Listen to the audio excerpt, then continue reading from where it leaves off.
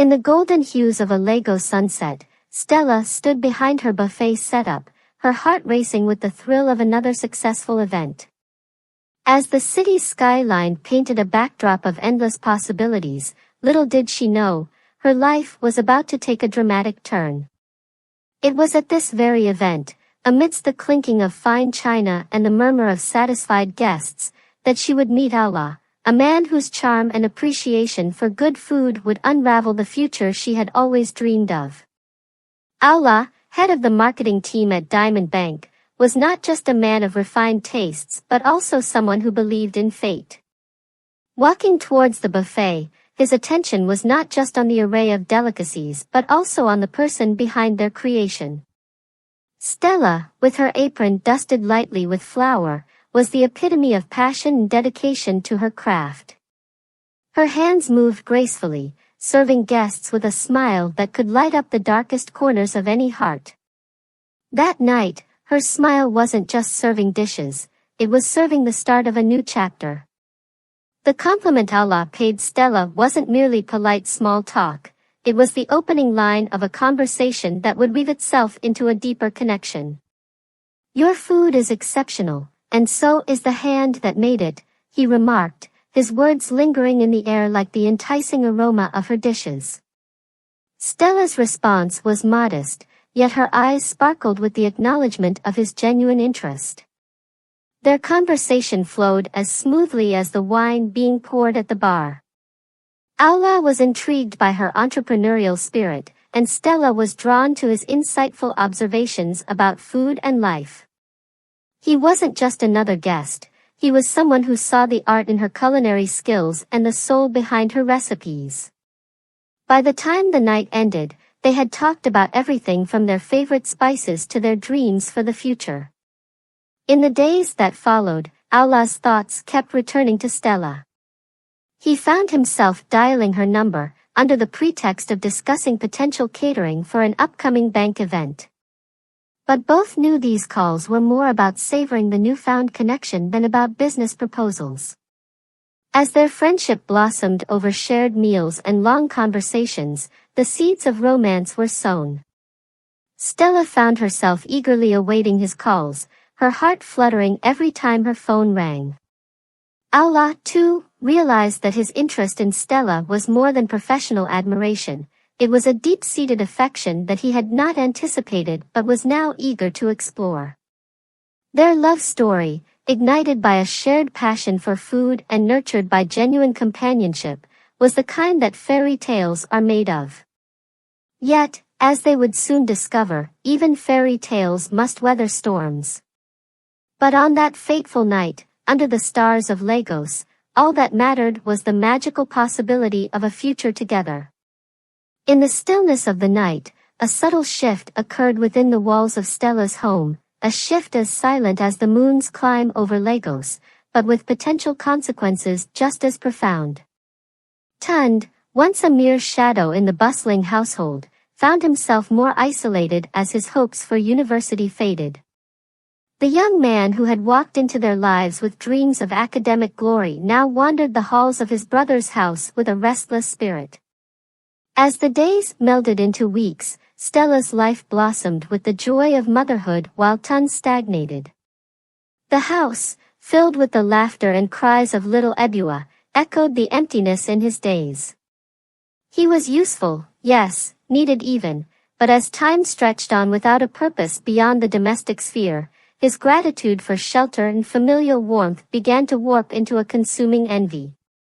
He envied Stella's clear role as a mother, Allah's success and respect as a provider, and even little Ebua's innocence and promise of the future. One particularly steamy afternoon, as Lagos lay under the heavy breath of the harmattan, Stella handed Ebua over to Tund with a casual trust that had grown from months of reliance on her brother-in-law. "Could you watch her for a moment? I need to take this call outside. It's the event organizer for next week," Stella asked, stepping into the balmy outside air. Tund nodded, his smile a little too stiff, his eyes hiding a flicker of something unreadable.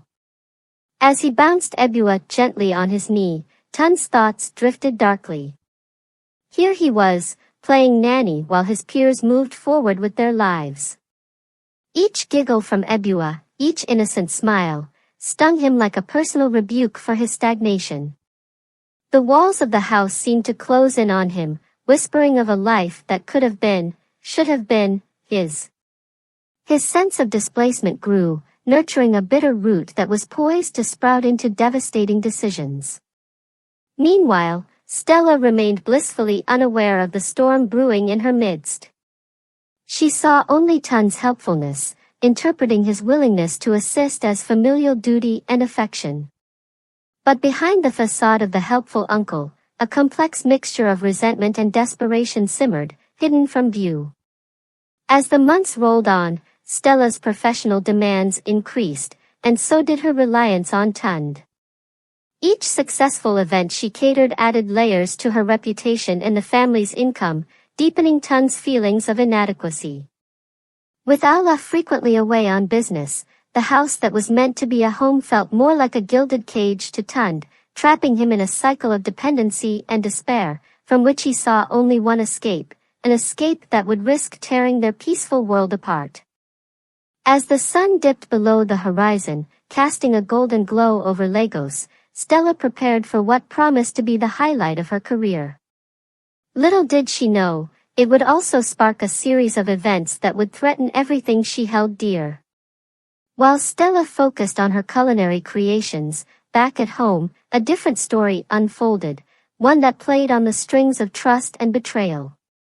Initially, Tun's role as Ebua's caretaker seemed a blessing. His gentle hands and soothing voice had always calmed Ebua, and his songs filled their home with a sense of peace. Each morning, as Stella watched Tund cradle Ebua to his chest, whispering stories and songs into her eager ears, her heart swelled with gratitude. He was more than just a brother-in-law, he was a pillar in their small, tightly knit family. But as the weeks turned into months, the dynamics subtly shifted. Tund's affection for Ebua grew intense, almost obsessive. He began insisting on taking care of her even when Stella was home, hovering close by, his eyes always tracking the little girl's movements. Stella noticed these changes but rationalized them as signs of a devoted uncle. She appreciated the freedom it gave her to reignite her passion for catering, allowing her to take on more significant projects without worry. One day, while preparing for a large state dinner, Stella's kitchen buzzed with activity. Her assistants chopped and stirred, following her commands with precision as they prepared her signature dishes. Meanwhile, Tund sent a message that he would handle everything at home, urging her to focus on her work. Relieved, Stella threw herself into the final preparations, her mind occupied with flavors and textures, unaware of the growing storm at home. At home, Tund's behavior took a darker turn. With each passing day, his games with Ebua became more about control than play, his lullabies tinged with a desperation that the innocent child could not understand but felt deeply. He began to invent reasons for Stella to leave the house, suggesting she take on even more work, praising her talents while subtly ensnaring her in his dangerous web. The afternoon before the governor's event, Stella came home early, her senses tingling with an undefined anxiety. The house was silent, too silent for a home usually filled with Ebua's giggles and Tund's singing. As she tiptoed through the hallway, her heart pounded with a mix of anticipation and dread. She reached for the nursery door, her breath caught in her throat. What she saw as the door swung open would later haunt her: Tund, sitting too close, his voice a whisper, and Ebua, her eyes wide, not with joy, but with confusion and fear. At that moment, Stella's heart sank. She realized that the storm was not only at her doorstep but had already made its way inside, shattering the illusion of peace. As Stella's hand trembled on the doorknob, the silence of the house seemed to thicken, pressing down upon her with the weight of impending doom. With a heart pounding in her chest, she pushed the door open. The scene before her unfolded like a horrific tableau, freezing her blood with shock. There, In the dimly lit room was Tund, her trusted brother-in-law, in a compromising and unthinkable position with little Ebua. Stella's scream tore through the silence, a visceral cry of a mother's agony and betrayal. "Tund! What have you done?" Her voice, thick with horror and disbelief, echoed off the walls. Tund scrambled awkwardly, his face a mask of panic and guilt, as he tried to compose himself and fabricate a semblance of innocence. But the damage was visible, the truth stark and undeniable in the fearful eyes of her daughter. Ebua, sensing her mother's terror, began to wail, her tiny arms reaching out for Stella. With maternal instinct overriding every other emotion, Stella rushed to her daughter, scooping her into her arms. She enveloped Ebua in a protective embrace, shielding her from the monster who had masqueraded as family. "You were supposed to protect her, Tund." Stella's voice broke as she clutched her daughter closer, her eyes burning with tears and rage. "How could you betray us like this? How could you betray this innocent child?" Tund's attempts at explanation were feeble, his words stumbling over one another. "Stella, I didn't mean, I was just..." But every excuse sounded more hollow than the last, each plea for forgiveness a further insult to her pain. The room felt oppressively small, the air thick with the stench of betrayal. Stella's heart raced with conflicting emotions, anger, sadness, revulsion. Every fiber of her being screamed for action, for justice for her daughter, for the end of the nightmare that had shattered their lives. As the initial shock subsided, a cold resolve settled over Stella. She knew what she needed to do. "Stay away from us," she hissed at Tund, her voice low and menacing. Turning her back on him, she comforted Ebua, whispering soothing words as she dialed Allah's number with shaking hands. When Allah answered, his voice was a lifeline in the storm. "Stella, what's wrong?" "I just landed. I'm coming home now." "Come quickly," Stella urged, her voice a mix of desperation and resolve. "Something terrible has happened." As she waited for Allah, Stella paced the floor of the living room, her mind racing. She knew the battle was just beginning, not just against Tund, but against the silence and stigma that might follow. But as she looked down at Ebua, her resolve hardened.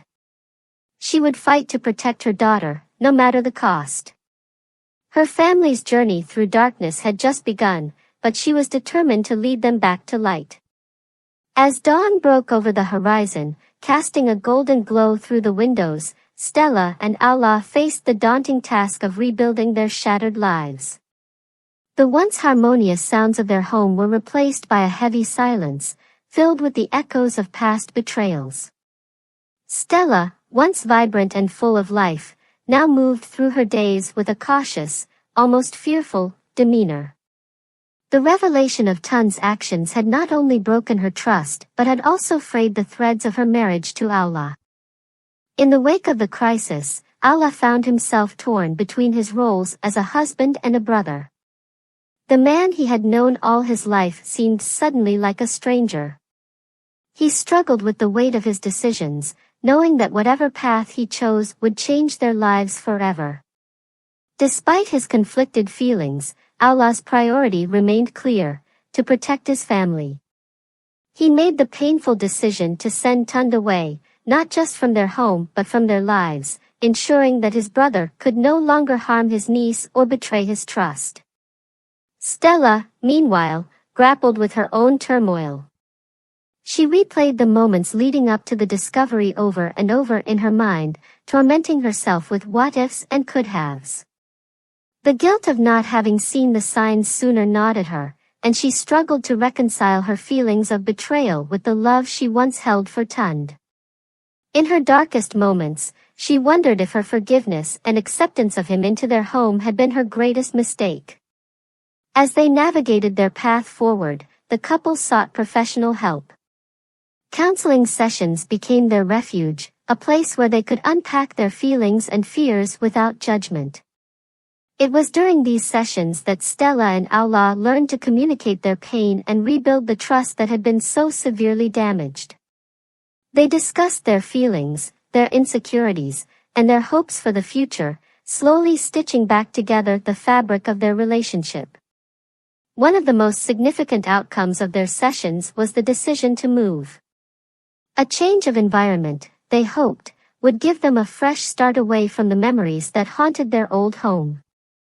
Aula arranged for them to relocate to Ibadan, where they could be closer to his new job and away from the prying eyes and whispers of their community in Lagos. The move marked a new chapter in their lives.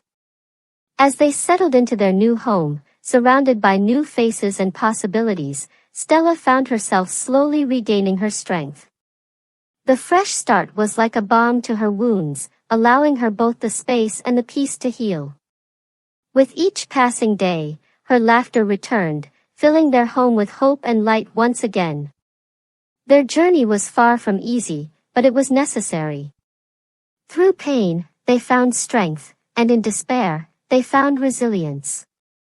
The lesson was clear: even in the darkest times, there is a path forward, lit by the resolve to protect and persevere. In the end, Stella and Aula's love for each other and their daughter became their guiding light, leading them out of the shadows and into a brighter future.